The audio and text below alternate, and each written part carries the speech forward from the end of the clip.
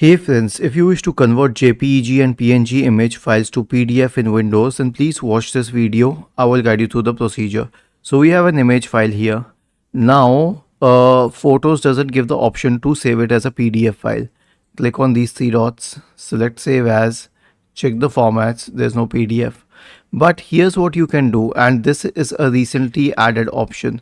So if you click on the option to print, and then select the printer as Microsoft Print to PDF and then click on print, it will allow you to save this as a PDF. Okay, I'll name it as cute dog PDF and then I'll hit enter and let's see if it does the job. So we have this cute dog PDF file. I will open it just once and yes, it opens as a PDF file. And this can help you with a hell lot of documents for which you do not need to download a third-party app. You needed to download a third-party app earlier. Was this helpful? If yes, then please subscribe to the channel, and if not, then let us know in the comment section of the video on how we could help you further. Thank you for watching this video and have a nice day.